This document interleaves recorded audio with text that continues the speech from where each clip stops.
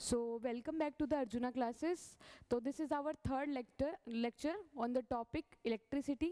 तो हमने electricity start किया हुआ था टॉपिक, जिसके अंदर से हमने कुछ आउटकम्स अपने क्लियर कर लिए थे. तो अभी हमारा थर्ड लेक्चर होने वाला है. तो स्टार्ट करते हैं हम इस थर्ड लेक्चर को. तो लर्निंग आउटकम्स में पहले ये देखते हैं कि हमने क्या क्या कंप्लीट कर लिया है. हमारा चार्ज हो गया है, करंट हो गया है, पोटेंशियल डिफरेंस हो गया है, रेजिस्टेंस हो गया है, रेजिस्टिविटी हो गया है, ओम्स लॉ हो गया है. ठीक है, अब हमारी ये टॉपिक सिर्फ लेफ्ट है कि जिसमें सीरीज़ और पैरेलल कॉम्बिनेशन में हमने देखना है कि रजिस्टर्स को हम किस तरह से सीरीज़ में लगा सकते हैं, किस तरीके से पैरेलल में लगा सकते हैं, तो उनमें क्या डिफरेंस रहता है. और हमारे इलेक्ट्रिक सर्किट्स रह गए हैं. ये electric circuits we have done. Another one is electric power, next one is household circuits and heating effect of current. These are the topics left. So moving on to the next slide. सबसे पहले हमारे पास है combination of registers, कि भाई registers को हम एक बार series में लगाते हैं, एक बार पैरेलल में लगाते हैं. ठीक है, तो हमने ये सीरीज़ में रजिस्टर्स लगाए हुए हैं. तो देखेंगे इसका रेजिस्टेंस कितना हो गया हमारा R1, इसका हो गया R2, इसका हो गया R3. ठीक है, इसके अंदर से एक हमने सिर्फ रेजिस्टेंस नहीं, हमने वोल्टेज के बारे में भी पढ़ा है, हमने करंट के बारे में भी पढ़ा है. इसके अंदर से सीरीज़ में आपकी वोल्टेज हमेशा अलग अलग होती है, दैट इज़ डिफरेंट होती है. तो अब इसकी वोल्टेज हो जाएगी V1, इसकी हो जाएगी V2 और इसकी हो जाएगी V3. लेकिन इसके अंदर से करंट हमारा सेम फ्लो करता है. जैसे अगर मैं यहाँ से I करंट फ्लो कराना स्टार्ट करूँ, बैटरी कनेक्ट कर दूँ, तो यहाँ से भी I जाएगा, यहाँ से भी I जाएगा. टोटल करंट भी हमारा क्या जाने वाला है, I. तो हमारा करंट क्या हो जाएगा, यहाँ पे I हो जाएगा हमारा सेम, वोल्टेज हो जाएगी हमारी डिफरेंट. ठीक है, इसमें तीनों के पास हमारे पास अलग अलग वोल्टेज आएगी. जैसे एक रूम है, एक बल्ब की कुछ और वोल्टेज है, जो नॉर्मल ट्यूबलाइट है उसकी अलग वोल्टेज है, फैन लगा हुआ है उसकी वोल्टेज अलग है, सबकी वोल्टेज अलग अलग दी हुई है हमें. ठीक है, तो हमें क्या करना है, अब करंट सेम है. ठीक है, जो भी चीज़ डिफरेंट होती है, ठीक है, सीरीज पैरेलल में ये भूल जाते हैं, डेरिवेशन करना भूल जाते हैं जल्दी जल्दी में. उसमें ये इसकी ये ट्रिक आप यूज़ कर सकते हो कि जो चीज़ हमारी डिफरेंट है, अब हमारी डिफरेंट क्या है यहाँ पे, वोल्टेज. जो चीज़ डिफरेंट है उसी से आप डेरिवेशन स्टार्ट कर दो. डिफरेंट यहाँ पे क्या है हमारी, वोल्टेज. ठीक है, तो वोल्टेज से हम स्टार्ट करेंगे डेरिवेशन. हमें पता है सबसे पहले तो तीनों की वोल्टेज हम ऐड कर देंगे. ठीक है, total voltage is equal to V1 की, V2 की, V3 की. तीनों रेजिस्टेंस के हमने क्या ले लिया है, वोल्टेज ले लिया है. तो अब हम क्या करेंगे, सबने ओम्स लॉ पढ़ा है, सबसे पहले हमने ओम्स लॉ से ही स्टार्ट किया था. ये ओम्स लॉ क्या कहता था, V is equal to IR. ये था हमारा ओम्स लॉ. ठीक है, तो अब हमें पहले क्या करना है, इसकी वैल्यू पुट करनी है इसके अंदर. देखिए करंट तो हमारा सेम है, करंट तो बिल्कुल I का I रखेंगे, उसमें हम I1 I2 I3 नहीं लिखेंगे. रेजिस्टेंस हमारा चेंज है, तो V1 के लिए R1, V2 के लिए R2, V3 के लिए R3. ठीक है, और इस V1 इस V को भी हम क्या लिखेंगे, पेन सेलेक्ट करते हैं, IR.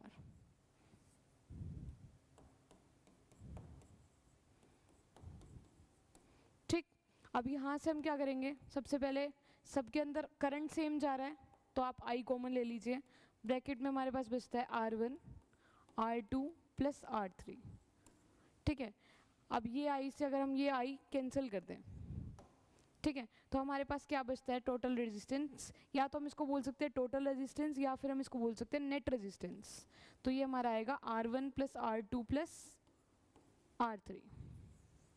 ये हमारा रेजिस्टेंस निकलता है किस में, जब हम रेजिस्टर्स को सीरीज़ में लगा देते हैं. ठीक है, सीरीज़ कॉम्बिनेशन में लगा देते हैं, तो ये हमारा डायरेक्टली ऐड हो जाता है.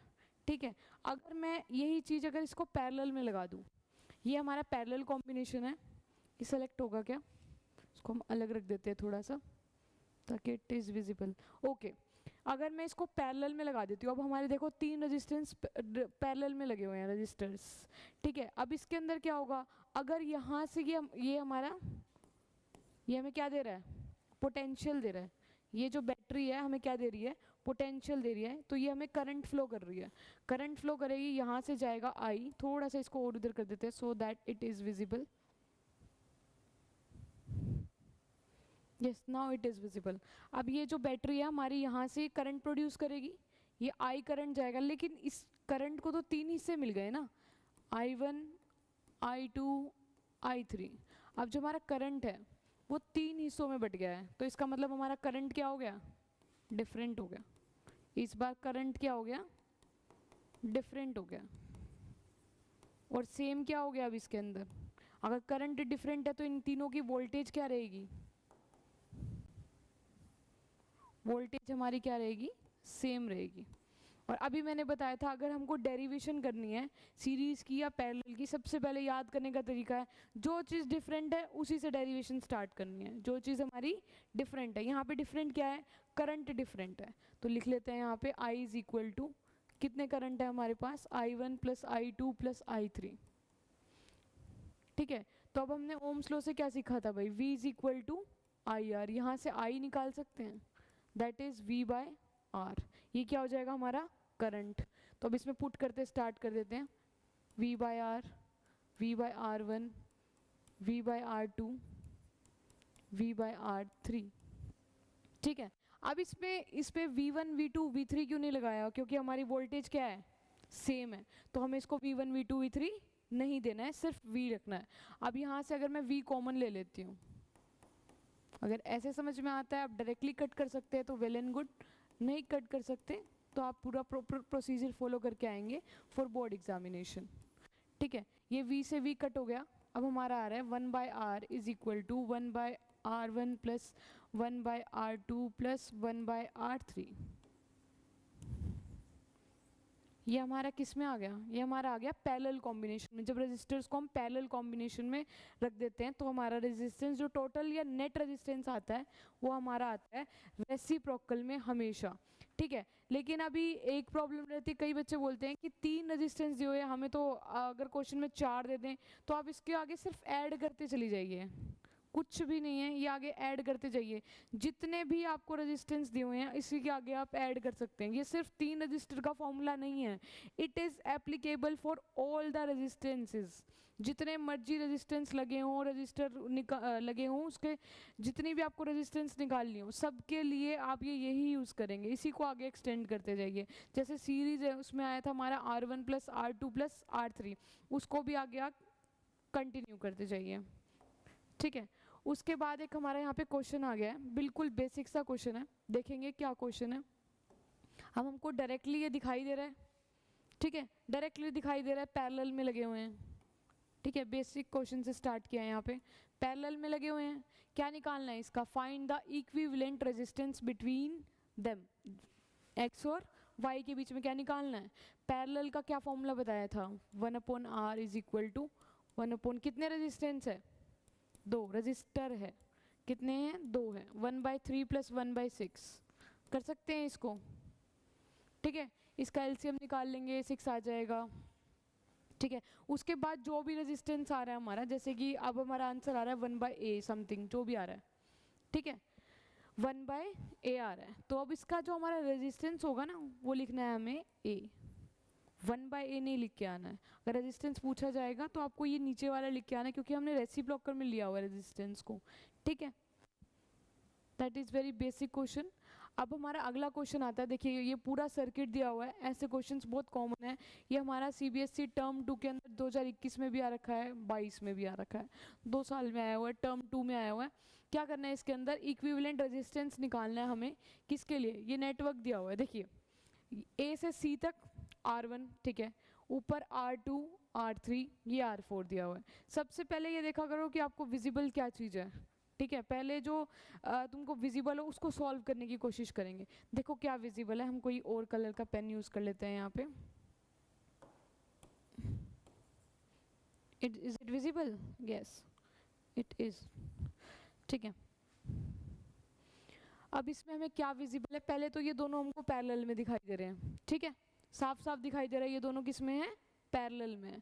तो जब भी आप बोर्ड में, अभी तो जैसे मर्जी सॉल्व करेंगे, जब भी आप बोर्ड में आंसर स्टार्ट करते हैं तो क्या करेंगे, आपको प्रॉपरली लिखना है R2 और R3 किस में कनेक्टेड है हमारे, एज वी नो पूरा करके लिखना है, एज वी नो कि R2 और R3 किस में है, R2 एंड R3 किस में लगे हुए हैं, पैरेलल में लगे हुए हैं। ठीक है, पैरेलल में लगे हुए हैं। अब पैरेलल का फॉर्मूला हमारे पास था क्या, colour is not properly visible I think,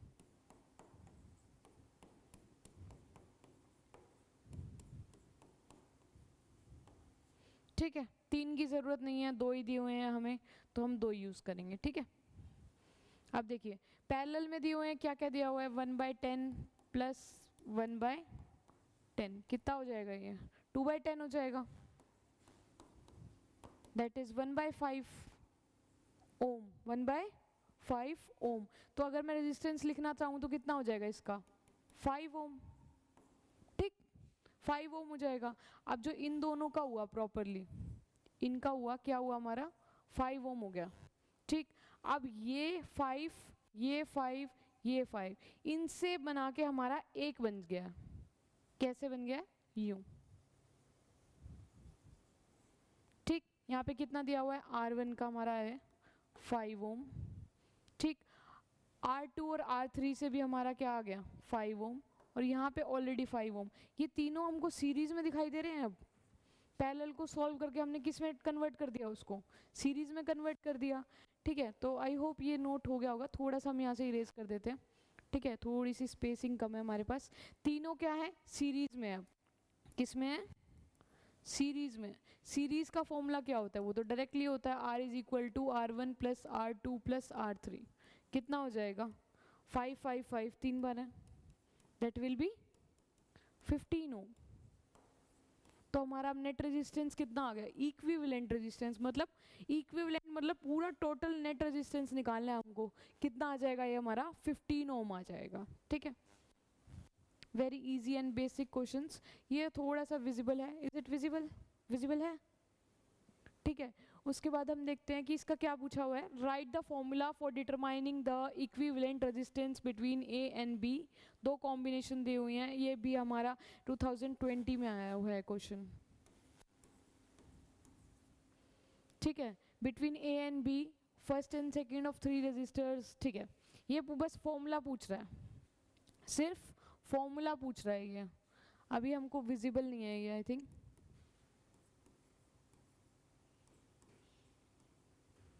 ठीक है, ये हमको विजिबल नहीं है, इतना ही दिखाई दे रहा है। उसके बाद हमको क्या बताना है इसके अंदर, सिर्फ फॉर्मूला बताना है हमारे को, सिर्फ फॉर्मूला। अगर ये सीरीज में लगे हुए हैं तीनों, किस में लगे हुए हैं, सीरीज में, डायरेक्टली आप बता सकते हो कि क्या फॉर्मूला लगेगा, R2 प्लस R3।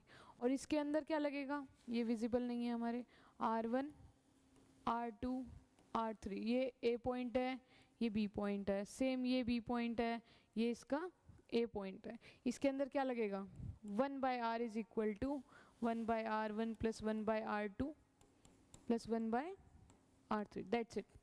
ठीक है, ये आधा क्वेश्चन ही छुप गया है। चलिए देखते हैं, कोई बात नहीं, ये बिल्कुल ही छुप गया है पूरा क्वेश्चन हमारा कलर की वजह से। ये हमारा क्वेश्चन है, मैं बना देती हूँ दोबारा से। ये 2 ग्राफ दिए हुए हैं। ठीक है, ये हमारे 2 ग्राफ दिए हुए हैं, VI ग्राफ दिए हुए हैं। ये फर्स्ट है, ये सेकंड है। यहाँ पे V है, यहाँ पे हमारा I है।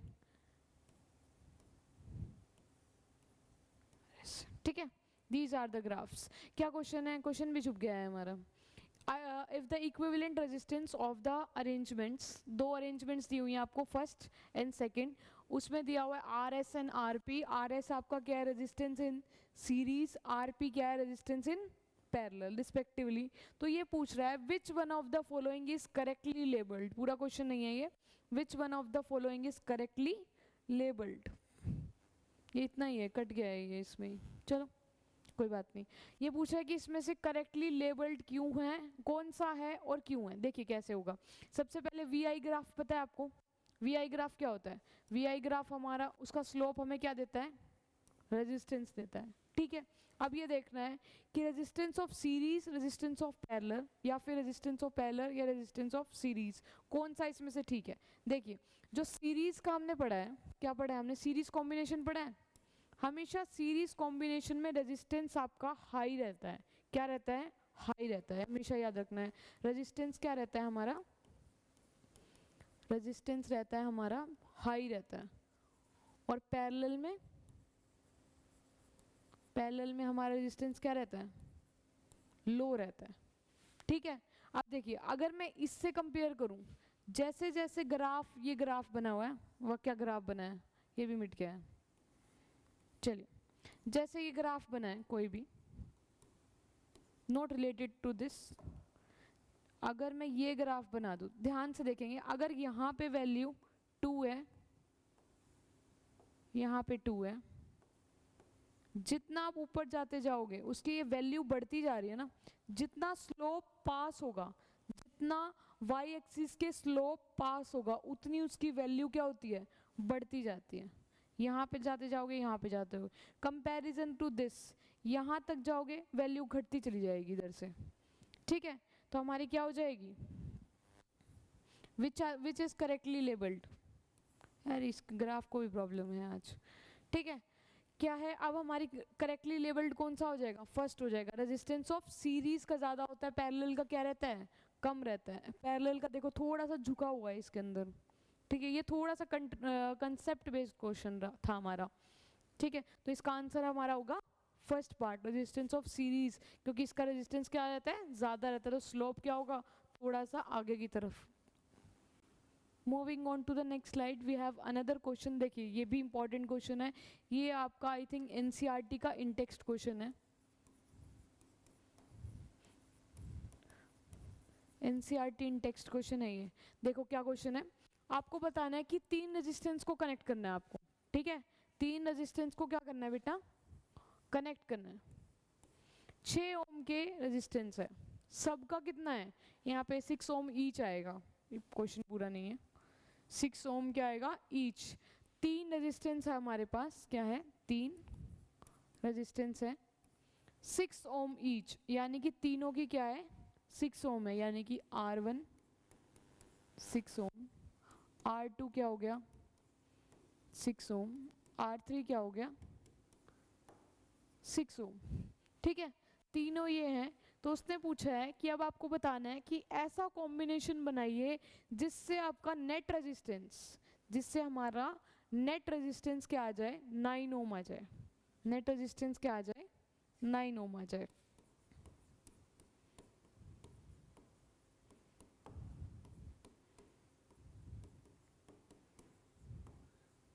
नेट रेजिस्टेंस क्या आ जाए? 9 ओम आ जाए, ठीक है। 9 ओम कैसे आएगा? सबसे पहले आप क्या करेंगे? पैरेलल में कनेक्ट करेंगे। हमको पता कैसे चलेगा कि पैरेलल में कनेक्ट करना है या फिर सीरीज में कनेक्ट करना है? देखिए क्या दिया हुआ है हमको? 6 और 6 ओम। कितने दिए हुए हैं? 3 रजिस्टर्स दिए हुए हैं, ठीक है। 3 रजिस्टर, अगर मैं तीनों को सीरीज में कन्वर्ट कर दूं, तीनों को सीरीज में कन्वर्ट कर देती हूँ, सीरीज में कनेक्ट कर देती हूँ, तो क्या आ जाएगा हमारा? R is equal to R1 plus R2 plus R3, ठीक। क्या हो जाएगा? 6 plus 6 plus 6, that will be 18 ohm. But हमारा आंसर तो 18 ओम है ही नहीं, हमें कितना चाहिए? 9 ओम चाहिए। इसका मतलब सीरीज में कनेक्ट नहीं करना है, तीनों को सीरीज में कनेक्ट नहीं करना है। थोड़ा इरेजर भी हम छोटा कर देते हैं, इसमें इरेजर छोटा करने का ऑप्शन ही नहीं है।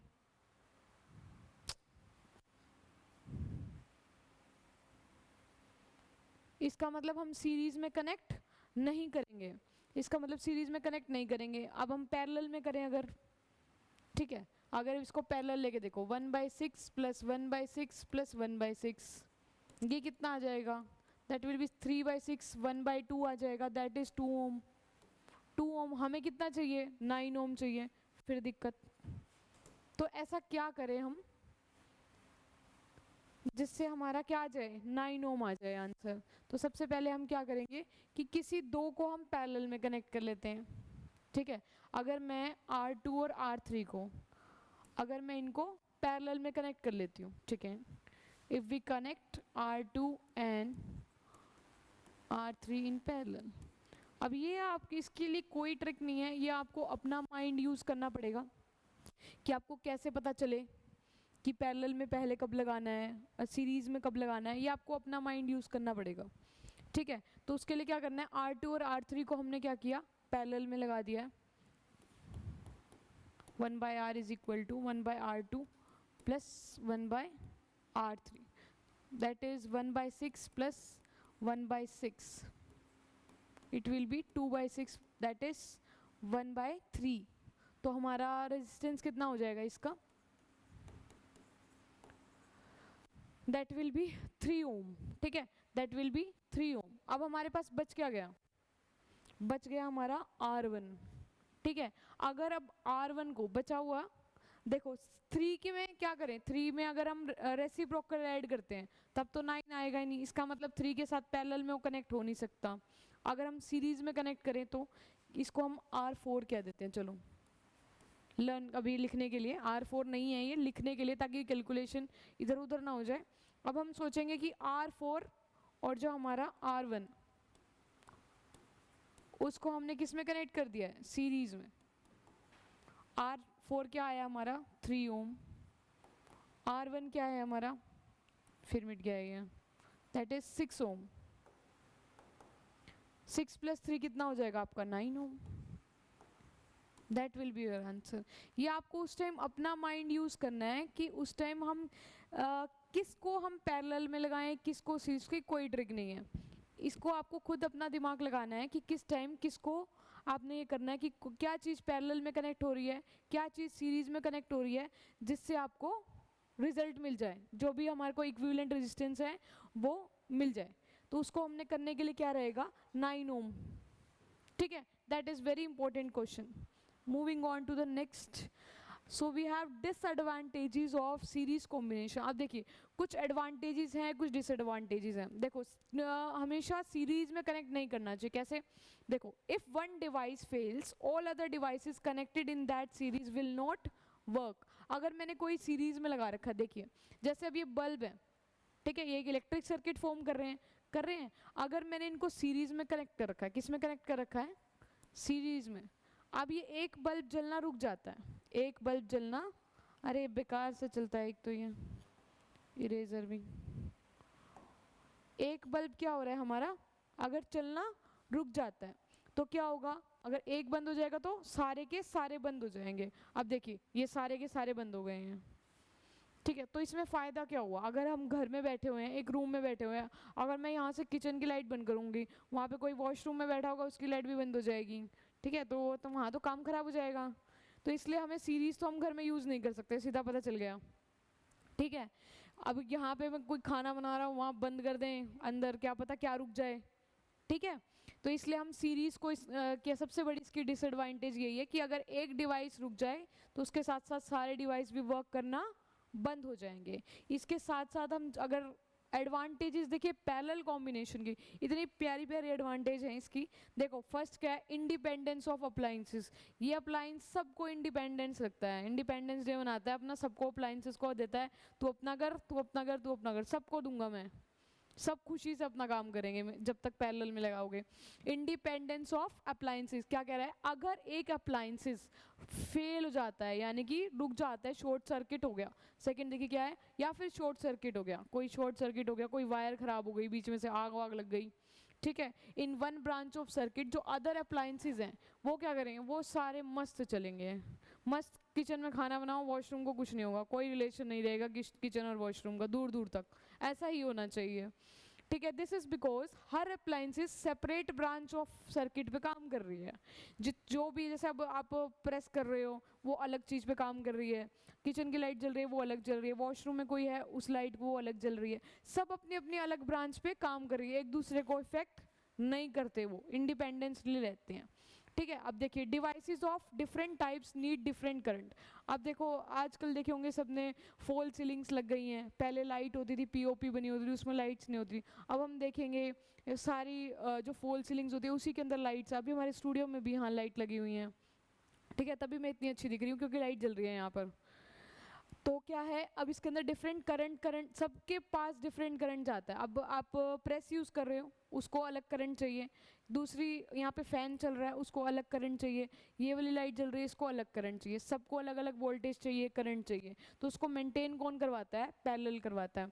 हीट क्या है, फॉर एग्जांपल ये एग्जांपल सेम दिया हुआ है, बल्ब है, हीटर है, सबको डिफरेंट करंट चाहिए और उनको सीरीज में कनेक्ट नहीं कर सकता, तो हमेशा किस में कनेक्ट करेंगे? पैरेलल में।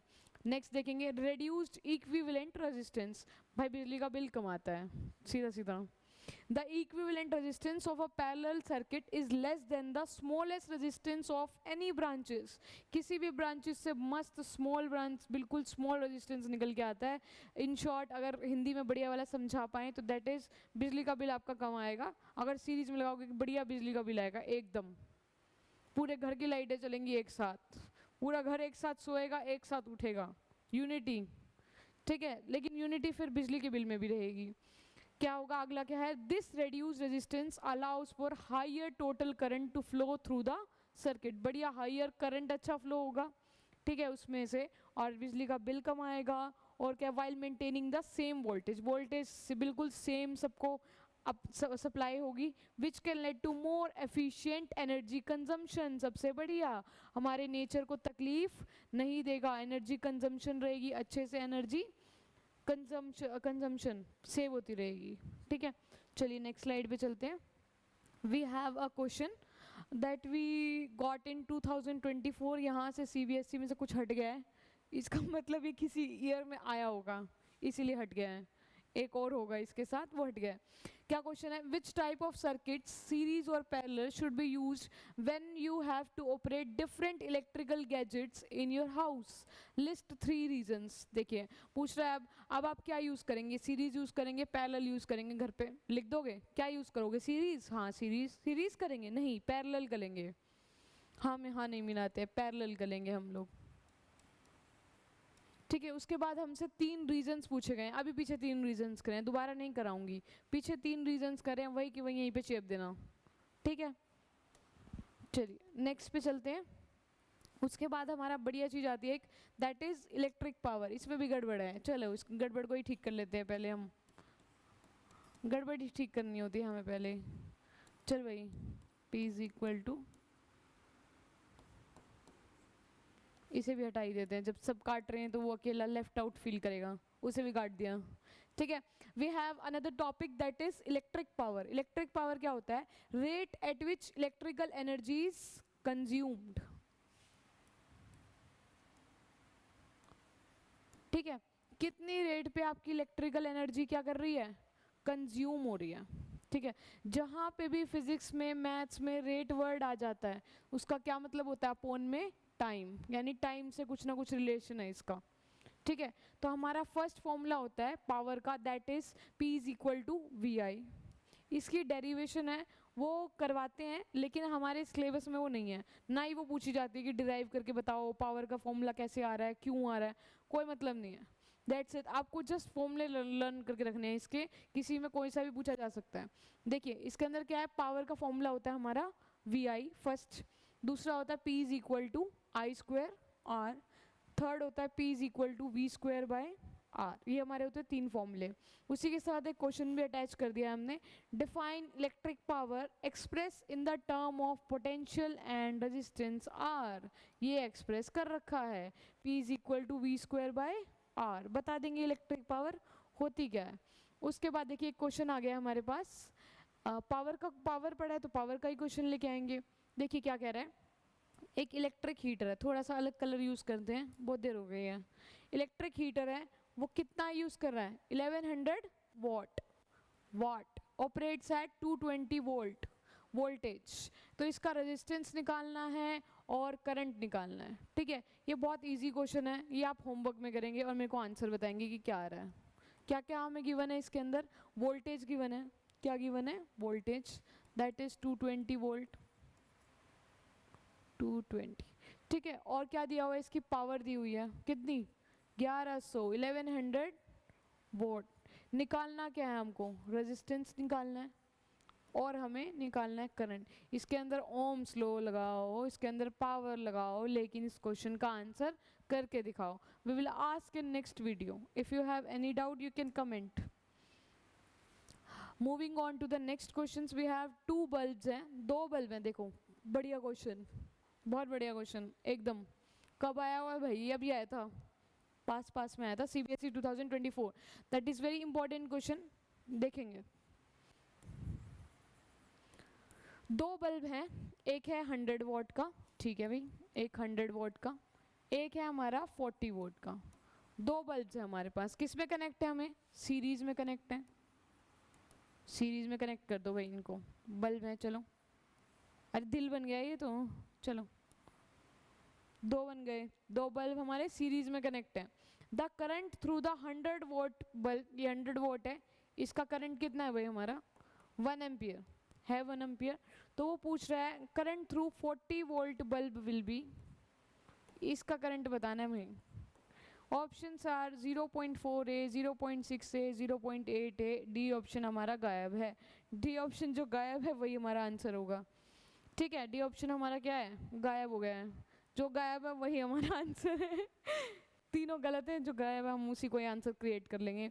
देखिए अब हमारा क्या है, सीरीज में कनेक्टेड है। सीरीज में हमारा करंट क्या होता है? सेम होता है। वोल्टेज क्या होती है? डिफरेंट होती है। करंट हमारा सेम रहता है। तो अगर इसके अंदर से 1 एम्पियर जा रहा है तो इसके अंदर भी सिर्फ तो 1 एम्पियर ही जाएगा डायरेक्टली। ये भी कंसेप्ट पे, इसको सॉल्व करने बैठ जाते हैं बच्चे, निकालेंगे बढ़िया, डोंट वेस्ट योर टाइम। इसका भी क्या हो जाएगा हमारा? 1 एम्पियर। क्या हो जाएगा? 1 एम्पियर। तो हमारा गायब कौन सा ऑप्शन है यहाँ से? 1 एम्पियर, वही हमारा आंसर है जो गायब है, ठीक है। D part is the answer. When you don't have the opportunity, create it. Moving on to the next slide, we have electrical energy. अब electrical energy क्या होती है? सबने पता है, सबको पता है electrical energy क्या होती है? नहीं, वो नहीं होती जो आपको पता है। इसमें चेंज होता है थोड़ा सा। क्या चेंज होता है? That is electric energy supplied by cell. जो सेल आपको एनर्जी सप्लाइड कर रहा है जिस भी अप्लायंस को, उसको आप बोल देते हैं electrical energy. That is E is equal to P into T। ये हमारा फॉर्मूला होता है किसका? इलेक्ट्रिकल एनर्जी का। P यहाँ पे क्या है? हमारी पावर है। T यहाँ पे हमारा क्या है? टाइम है, ठीक है। इलेक्ट्रिकल एनर्जी को जब आप कैलकुलेट करते हैं तो उसकी हमारी प्यारी सी एक यूनिट होती है जिसको बोलते हैं हम kilowatt hour. That is 1 kilowatt hour. इसको पढ़ेंगे 1 किलोवाट आवर। इसकी वैल्यू हमारी होती है 1000 वॉट। कितनी होती है? 1000 वॉट।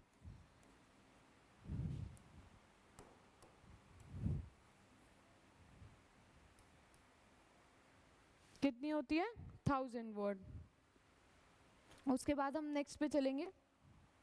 उसके बाद है हमारा बिजली का बिल। सबने देखा है ये मीटर, ठीक है। बिजली का बिल, हम बिजली का बिल कैसे कैलकुलेट कर सकते हैं?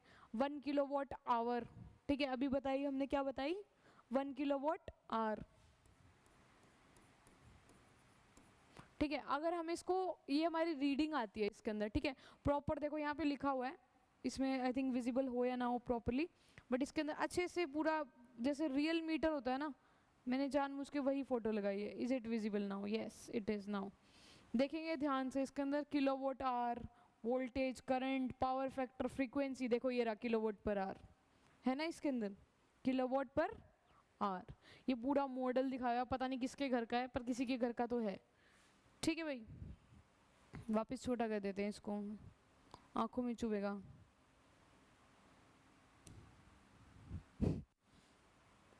ठीक है, अब हमको क्या निकालनी है? अगर हमें घर की कोई बिजली सप्लाई निकालनी है, किसके लिए?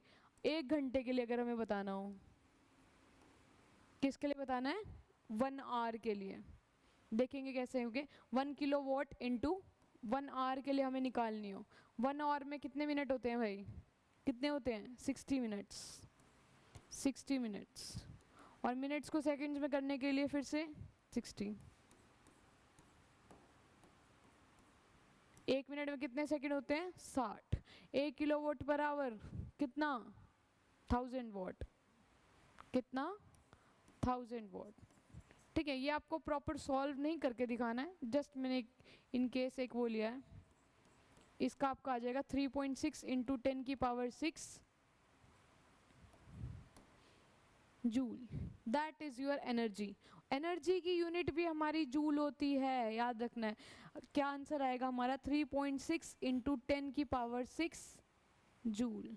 ठीक है, ये हमारी 1 घंटे की पावर सप्लाई है। अब जितने भी घंटे की आपको निकालनी है ऐसे कुछ मल्टीप्लाई करो इसके साथ, you will get your answer. ठीक है, चलिए नेक्स्ट स्लाइड पे चलते हैं। सबसे प्यारा अब नई चीज़ आई है हमारे पास, that is heating effect of electric current. Electric energy या फिर इलेक्ट्रिक करंट कुछ भी बोल सकते हैं। हीटिंग इफेक्ट क्या होता है? सबसे पहले तो इसके 2 नाम होते हैं। यहाँ पे अभी हमने एक लिखा है, जानबूझ के शायद एक लिखा होगा। इसका सेकंड नेम हमारा होता है joules law of heating.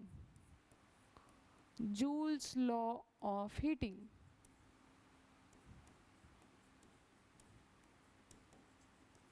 Physics है तो लॉज तो होंगे ही सब में ही। ठीक है, तो देखेंगे क्या है हमारी लॉ, क्या कहता है, हीटिंग इफेक्ट क्या कह रहा है। When an electric current passes through a conductor, किसी से अगर इलेक्ट्रिक करंट पास हो रहा है कंडक्टर में से, और एन इलेक्ट्रिक डिवाइस या फिर डिवाइस से, जो कंडक्टर है वो गर्म हो जाएगा कुछ टाइम बाद और हीट प्रोड्यूस करेगा। सबको पता है, फ़ोन चार्ज सब लोग करते हैं, बिना फ़ोन के तो कोई बच्चा रहता ही नहीं है आजकल। ठीक है, अगर आप उसको चार्जिंग में लगा रहे हो, आपका फ़ोन का चार्जर है, उसको चार्जिंग में लगा रहे हो। अभी हमने पावर सीखी है, पावर अपने आज सब लोग क्या करेंगे, सब अपने चार्जर्स पे देख के आएंगे किसका कितने वॉट का हमारे पास चार्जर है। किसी का 220 है, 220 तो बहुत ज़्यादा हो गया, 100 और 110 इज़ द लास्ट लिमिट। मेरा 100 वॉट का है, सब लोग देख के आएंगे 100 वॉट का सुपर वूक चार्जर कुछ कहा जाता है ऐसे। ठीक है, तो चेक करना कि किसकी कितनी पावर कंज्यूम करता है, उससे आप समझ सकते हो कि ये चार्जर इतनी पावर हमारी कंज्यूम कर रहा है। घर की एनर्जी तो आधी यही ले जा रहा है, सिर्फ चार्जर ही, और दिन में 4 बार चार्ज करते हैं फ़ोन को। ठीक है, जैसे ही चार्ज करोगे थोड़ा सी हीट प्रोड्यूस होगी, टेम्परेचर राइज होगा, हीट प्रोड्यूस होगी, उसको हम क्या कहते हैं, जूल्स लॉ ऑफ हीटिंग या फिर heating effect of electrical energy. या तो आपसे क्वेश्चन पूछा जाए heating effect of electrical energy या फिर जूल्स लॉ, सेम आपको यही डेफिनेशन लिख के आनी है। एग्जाम्पल्स दिए हुए सबको बताइए क्या है, बल्ब, फैन है, पंखा है, टोस्टर है, टोस्ट खाते हैं हम लोग घर पे, मोबाइल है, सबसे प्यारा एग्जाम्पल दिया हुआ है, सबको पसंद है ये। कौन सा दिया, आईफोन लग रहा है। चलिए moving on to the next question, ये हमारा हीटिंग इफेक्ट का ही क्वेश्चन है। देखो वही का वही दिया हुआ है, what is heating effect of electric current. हम बता सकते हैं heating effect of electric current क्या होता है कि कोई भी अगर हम अप्लायंस कनेक्ट कर रहे हैं, उसके अंदर से करंट पास हो रहा है, उसका टेम्परेचर क्या है, बढ़ रहा है, और वो क्या प्रोड्यूस कर रहा है, हीट प्रोड्यूस कर रहा है, उसको हम क्या कहते हैं, heating effect of electric current. अब देखो एक क्वेश्चन हो रहा है, ये सीबीएसई 2023 में आया हुआ है आपका, find the expression for the amount of heat produced. Expression निकालना है कि हीट प्रोड्यूस हो रही है जब करंट पास कर रहा है, करंट पास कर रहा है, इसका एक्सप्रेशन होता है। ठीक है, वो हमने वहाँ पे जानबूझ के जगह नहीं छोड़ी ताकि हम इस क्वेश्चन में ऐड कर सकें। देखिए क्या होता है, जो आपकी हीट एनर्जी होती है, सबसे पहले वो करंट के क्या होती है, स्क्वायर ऑफ करंट के क्या होती है, डायरेक्टली प्रोपोर्शनल होती है। स्क्वायर ऑफ करंट की क्या होती है हमारी, डायरेक्टली प्रोपोर्शनल होती है। प्रॉपरली आपको यहाँ पे लिखना है जब आप बोर्ड में अटेम्प्ट करेंगे, हीट इज पूरा बेफालतू का जितना भी चीज़ होगा सब भर के आना है। ठीक है, हीट किसकी होगी, डायरेक्टली प्रोपोर्शनल किसकी होगी। जब भी आप पेपर अटेम्प्ट करें ना, हमेशा ये समझ के बोर्ड का पेपर अटेम्प्ट करें कि भाई जो चेक कर रहा है ना उसको कुछ नहीं आता है, वो बंदा ज़ीरो है। आपको उसको समझाना है कि आपको कितना आता है। ठीक है, अपनी ईगो पे बात लेके जानी है कि हाँ आप तो मेरी ईगो पे आ गई, मैं इसको समझाऊंगा कि हीटिंग इफेक्ट होता क्या है। तो उस हिसाब से आपको उसमें प्रॉपर इतनी प्यारी एक्सप्लेनेशन दे के आनी है कि वो देखे बस इतना आता है, वो यूं कर दे मक्खन कि अरे चेक कर दे, ये हमको प्रेजेंट करना है। ठीक है, फिर से आ गया ये क्या होता है हमारा हीट का, हीट क्या होती है हमारी, डायरेक्टली प्रोपोर्शनल होती है स्क्वायर ऑफ करंट के।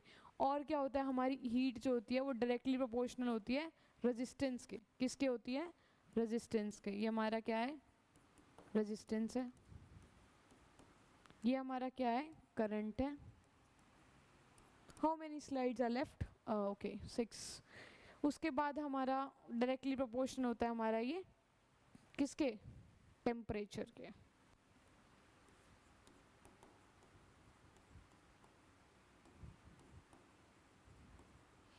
फ्रॉम 1, 2 and 3 क्या डिराइव कर सकते हैं हम, H is equal to I square R T.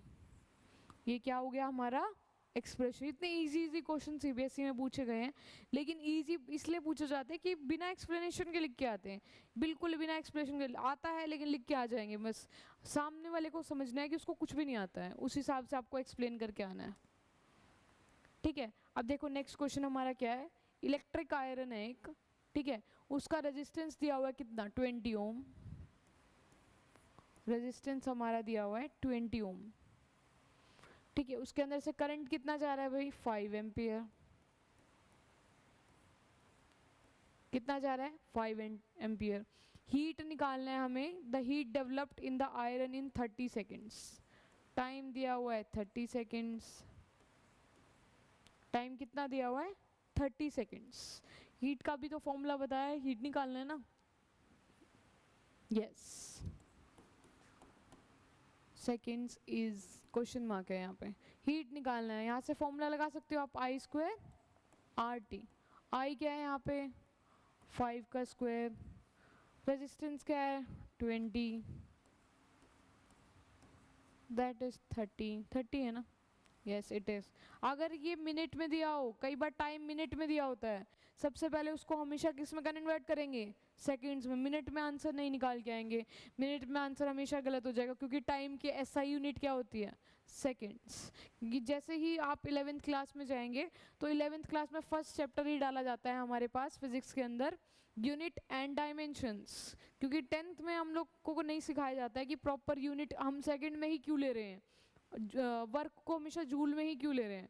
उसके अंदर फर्स्ट चैप्टर है हमारा 11th क्लास में यूनिट एंड डायमेंशन, उसके अंदर प्रॉपर एक्सप्लेन है कि इसको हम सेकंड में ही क्यों ले रहे हैं, पूरी डायमेंशन निकालने की सब कुछ सिखा रखा है, ठीक है। तो अगर पूरा कंप्लीट करने के लिए हमको क्या लेना होगा इसका, पहले इसको सॉल्व कर लेना जितना भी आ जाएगा, तो वो आपकी क्या आ जाएगी हीट, हीट किस में यूनिट, हीट की यूनिट जूल, हीट भी किस में निकलेगी जूल में, ठीक है। ये आप आंसर निकाल सकते हैं, कैलकुलेटर का यूज मत करना, खुद से कर लेना। चलिए नेक्स्ट स्लाइड पे आते हैं, क्या है इसके अंदर practical application of heating effect of electric current. अब देखो इलेक्ट्रिक करंट हमने पढ़ लिया, उसकी एप्लीकेशन क्या होती है, मतलब वो कहाँ का यूज़ हो रहा है, उसके एडवांटेज क्या है, कहाँ आप यूज़ कर पा रहे हो। घर में सबके पास प्रेस है, प्रेस बोलो, आयरन बोलो, अवन है, ठीक है, केटल है, हीटर है, और क्या है एग्जाम्पल चार्जर है, बहुत सारी चीज़ें हैं जिसके अंदर सबके अंदर क्या यूज़ हो रहा है heating effect of electric current, कि भाई आप उसको यूज़ कर रहे हो, करते रहो यूज़, गर्म नहीं होगा अंदर, मशीनरी का टेम्परेचर भी तो बढ़ रहा है ना उसका। तो ये क्या हो गया हमारी practical applications of electric current. चलिए नेक्स्ट पे हमारा सबसे बढ़िया चीज़ आती है अब इलेक्ट्रिक बल्ब, सबके घर में बल्ब है, अब तो ये वाली लाइट्स आने लग गई हैं, बल्ब अभी भी अवेलेबल हैं, किसी वॉट का किसी वॉट का, अलग अलग वॉट के होते हैं। देखिए ये इलेक्ट्रिक बल्ब हमारा, बहुत प्यारी सी फोटो दी हुई है, is it visible not blur, yes it is, ठीक है। ये हमारा क्या है भाई, बल्ब बंद है, ये चल रहा है, प्लग बढ़िया सा कनेक्ट हो गया। देखो इसके अंदर ये आप पतली सी फिलामेंट्स देख रहे हो, ये वाले, इसको हम बोलते हैं टंगस्टन, क्या बोलते हैं टंगस्टन। और इसका जो हमारा मेल्टिंग पॉइंट होता है वो क्या रहता है हाई रहता है, मेल्टिंग पॉइंट क्या रहता है हाई। मेल्टिंग पॉइंट क्या होता है, मेल्टिंग पॉइंट ये होता है कि अगर जैसे मैंने यहाँ से बटन दबाया, मुझे बल्ब जलाना है, बल्ब जला रही हूँ, उसको वोल्टेज मिल रही है, करंट मिल रहा है कुछ, उसको जब चाहिए वोल्टेज कितनी 100 वॉट, लेकिन मैं उसको सप्लाई कर दूँ 200, तो गर्म हो जाएगा बहुत ज़्यादा। तो टंगस्टन क्या होता है, वो अपनी आखिरी सांस तक इसके साथ लड़ता है, मैं तुझे बचा के रखूँगा बचाऊँगा, जब वो हार जाता है तब बल्ब आपका ख़राब होता है। तो इसका मेल्टिंग पॉइंट क्या होना चाहिए हमेशा हाई, इसका मतलब कि वो टंगस्टन कभी भी पिघलना नहीं चाहिए, ठीक है। बढ़िया कंपनी का लोगे तो नहीं पिघलेगा, चाइना का लोगे तो पिघल जाएगा शाम तक ही, ठीक है। मेल्टिंग पॉइंट क्या होना चाहिए हाई होना चाहिए। देखो ये लिखा हुआ है हमारे पास, फिलामेंट क्या यूज हुआ है हमारा tungsten with high melting point, filament is heated and it emits light. इसी फिलामेंट में क्या होता है हीट प्रोड्यूस होती है और हमें लाइट दिखाई देती है। और क्या है, most of energy consumed appears as heat, only small part is at light. ये जो आप लाइट जलते हुए देखते हो ना, बहुत छोटा पार्ट जलता है उसका लाइट का, हमें देखो कितना बड़ा दिखाई देता है, ठीक है। जो बाकी ज़्यादातर एनर्जी होती है वो किस में अपीयर हो जाती है, हीट में, आधा तो वो हीट ही कंज्यूम कर लेती है, बाकी की जो स्मॉल पार्ट होती है वो हमें लाइट की फॉर्म में नजर आती है। टंगस्टन का हाई मेल्टिंग पॉइंट, दोबारा से वही पॉइंट लिखा हुआ है सेम टू सेम, ठीक है। चलिए नेक्स्ट स्लाइड पे चलेंगे। अब हमारा आता है एक इलेक्ट्रिक फ्यूज। इलेक्ट्रिक फ्यूज का हमारा दूसरा नाम होता है सेफ्टी डिवाइस। क्या बोलते हैं हम इसको, सेफ्टी डिवाइस। ये हमारी पिक्चर बनी हुई है, ये भी किसी के घर से मैं फ्यूज उठाया है, इलेक्ट्रिक फ्यूज। ये कुछ ऐसा दिखाई देता है, अब तो ज़्यादातर घरों में नहीं होता है बट अभी भी है, 40-50% सबके घरों में अभी भी ये लगा हुआ है इलेक्ट्रिक फ्यूज। ये सेफ्टी डिवाइस कैसे है, ठीक है। अब जैसे अभी बताया मैंने कि कोई बल्ब है या घर में कुछ अप्लाइंसेस लगे हुए हैं, अब कोई लेता, उसको चाहिए 20 वॉट, ठीक है। हमें पीछे से एकदम से ज़्यादा तेज़ बिजली आ रही है बढ़िया वाली, उसको एकदम से अगर हम 30 या 40 वॉट प्रोवाइड कर दें तो क्या होगा, अप्लाइंस ख़राब हो जाएंगे। उन अप्लाइंसेस को बचाने के लिए बड़ी बड़ी जो लाइट्स लगी होती है आज, उन सबको बचाने के लिए वो फट जाएंगी सारी, उनको बचाने के लिए हम यूज़ करते हैं ये इलेक्ट्रिक फ्यूज़। कि भाई पीछे से अगर ऐसी एकदम से इतनी ज़्यादा पावर सप्लाई आ रही है हमारे पास, इलेक्ट्रिसिटी की इतनी ज़्यादा पावर सप्लाई आ रही, करंट की या इलेक्ट्रिसिटी की, तो क्या करेंगे हम, ये सेफ्टी डिवाइस होता है फ्यूज़, ये क्या करता है, अपने आप को मेल्ट कर देता है, ये अपने आप को ख़त्म कर देता है हमारे लिए लड़ता है ये, ताकि हमारे अप्लाइंसेस, हमारा पैसा ख़राब ना हो। देखो तो हमें फ्यूज़ की तरह बनना चाहिए। इलेक्ट्रिकल फ्यूज़ किस लिए यूज़ होता है, शॉर्ट सर्किट को ये प्रिवेंट करता है, ठीक है। फ्यूज़ का लो मेल्टिंग पॉइंट होता है, क्यों लो होता है अब सबको पता चल गया है, क्योंकि इसको फटाफट मेल्ट होना पड़ेगा, इसको करंट मिलेगा, इस बेचारे को मेल्ट होना पड़ेगा, ये वेट थोड़ी ना करेगा, अभी तो मैं रुकता हूँ, थोड़ा आग वाग लग जाएगी तभी मैं जलूंगा, तब मैं मेल्ट हो जाऊंगा, ठीक है। जैसे ही ये मेल्ट होता है आपकी सारे घर की इलेक्ट्रिसिटी बंद हो जाती है, ताकि ज़्यादा पावर सप्लाई ना मिले और वो अप्लाइंसेस ख़राब होने से बच सकें, ठीक है। तो जब हाई करंट पास होता है उसके अंदर से, वो मेल्ट कर देता है और करंट के फ्लो को रोक देता है, जो करंट फ्लो कर रहा है उसके फ्लो को बीच में ही कट कर देता है, ताकि वो आगे जा ना पाए। इसको हम सेफ्टी डिवाइस इसीलिए बोलते हैं। अब देखो जो फ्यूज़ के अंदर वायर लगी होती है, सबसे इंपॉर्टेंट क्वेश्चन है ये, बहुत ज़्यादा ये भूल जाते हैं। फ्यूज वायर, उसकी रेजिस्टिविटी क्या होनी चाहिए, हाई होनी चाहिए। रेजिस्टिविटी क्या करती है, अपोज करती है, अपोज ही तो करवाना है, रोकना ही तो है करंट, इसलिए रेजिस्टिविटी हाई है। उसके बाद रेजिस्टेंस भी हाई, रेजिस्टिविटी हाई है तो रेजिस्टेंस भी हाई होगा।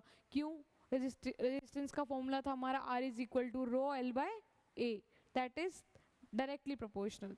और हीट क्या होनी चाहिए, हाई चाहिए इसको। और क्या, should have low melting point, उसका रीज़न हम दे चुके हैं। ये हमारा फ्यूज़ बना हुआ है यहाँ पे। फ्यूज़ वायर किससे बनी होती है, एल्यूमिनियम से, कॉपर से, लेड से, ऐसे मटेरियल उसके अंदर मेटल्स यूज़ किए जाते हैं जिनका मेल्टिंग पॉइंट क्या होता है, लो। भाई बहुत जल्दी पिघल जाए, ये वेट थोड़ी ना करेगा, हमारा कोई वेट नहीं करेगा, हमें ही सब कुछ करना पड़ता है, वेट कोई किसी का नहीं करता है आजकल, ठीक है। तो बी लाइक फ्यूज। उसके बाद देखिए हमारा क्या क्वेश्चन आ रहा है, state Joule's law of heating, how is this effect useful in electric circuits where fuse is used as a safety device, ठीक है। जूल्स लॉ ऑफ हीटिंग बता देंगे क्या होता है, अभी बताया था, heating effect of current. Current किसी कंडक्टर में से पास हो रहा है, टेम्परेचर बढ़ रहा है, टेम्परेचर बढ़ते हुए हीट आ रही है, उसको क्या कहते हैं, joules law of heating, done है। उसके बाद how is this effect useful in electric circuit, जहाँ पे फ्यूज सेफ्टी डिवाइस के लिए काम करता है। पहले तो फ्यूज के बारे में बता देना होता क्या है, उसको सेफ्टी डिवाइस क्यों बोल रहे हैं ये बता देना। उसके बाद ये फिनोमिना कैसे यूज हो रहा है, देखिए जैसे अब हीट, मैंने भी क्या बताया कि कोई करंट फ्लो कर रहा है, पहले करंट फ्लो कर रहा है, उसका टेम्परेचर क्या होगा, बढ़ेगा, उसी से हीट बढ़ेगी। अब जैसे हीट बढ़ रही है तो फ्यूज़ क्या कर रहा है, खुद को मेल्ट कर रहा है। जब तक हीट बढ़ेगी नहीं तो वो मेल्ट कैसे करेगा, तो ये फिनोमिना आपका इसके अंदर यूज़ होगा कि फ्यूज़ को सेफ्टी डिवाइस इसीलिए यूज़ किया जाता है हमें, ठीक है। उसके बाद हमारा लास्ट क्वेश्चन है, a material used for making heating elements for electrical heating devices should be, जो हीटिंग एलिमेंट्स होते हैं हमारे इलेक्ट्रिकल हीटिंग डिवाइसेस में, उनके जो करेक्टरिस्टिक्स होते हैं, उनके पास क्या क्या होना चाहिए बताओ, high resistivity high melting point, high resistivity low melting point, low resistivity high melting point, resistivity low melting point भी लो। देखिए मेल्टिंग पॉइंट उसका क्या होना चाहिए? पहले रेजिस्टिविटी की बात करते हैं कि जो हीटिंग एलिमेंट होते हैं उसकी रेजिस्टिविटी हमेशा क्या होनी चाहिए? हाई होनी चाहिए, ठीक है। रेजिस्टिविटी क्या होनी चाहिए? हाई होनी चाहिए। हाई होगी तभी तो वो अपोज कर पाएगा, तभी तो वो बढ़िया चल पाएगा। उसके बाद मेल्टिंग पॉइंट क्या होना चाहिए? मेल्टिंग पॉइंट भी हमारे इलेक्ट्रिकल अप्लायंसेस के हाई होने चाहिए। अगर लो होंगे तो वो जल्दी मेल्ट हो जाएगा। अगर आज प्रेस खरीदी कल तो आयरन करेगी ही नहीं, रख दो चला के 2 मिनट रख देते हैं ना हम लोग। क्या करते हैं? स्विच ऑन करते हैं। प्रेस को कभी देखना आयरन करते हुए, घर पे मदर करती हो या कोई भी, या आप खुद भी कर सकते हैं, करना चाहिए, आत्मनिर्भर। ऐसे रखिए उसको, हम लोग क्या करते हैं चलता छोड़ देते हैं जब तक वो गर्म होती है, उसकी लाइट अपने आप बंद हो जाती है, ठीक है। उसमें वो हीट प्रोड्यूस हो चुकी है प्रॉपर। अगर हमारा मेल्टिंग पॉइंट कम हुआ सॉरी, अगर हमारा मेल्टिंग पॉइंट क्या हुआ? कम हुआ, ठीक है, तो वो वायर जल जाएगी, कल तो यूज ही नहीं होगी, रोज नई प्रेस खरीदो, इतना पैसा थोड़ी ना है। तो हमारे पास मेल्टिंग पॉइंट भी क्या होना चाहिए हमारा? हाई। कौन सा ऑप्शन इसमें से ठीक होगा? That is high high high high high high high high first, ठीक है। तो इसी के साथ हमारा इलेक्ट्रिसिटी चैप्टर यहाँ पर ख़त्म होता है, ठीक है। आपको अगर जो भी डाउट्स हैं आप प्रॉपर अपना कमेंट सेक्शन में कमेंट करके बता सकते हैं, ठीक है। प्रॉपर जो मैंने आंसर किया है, जो आप आंसर कमेंट करेंगे वो आपका पिन कर दिया जाएगा। प्रॉपरली इस चैप्टर को अच्छे से, इसके न्यूमेरिकल्स हो या थ्योरी क्वेश्चंस हो, बहुत अच्छे से प्रैक्टिस कीजिए, ठीक है। आई होप ये लेक्चर इतना यूज़फुल रहा हो। So thank you, waiting for the next lecture.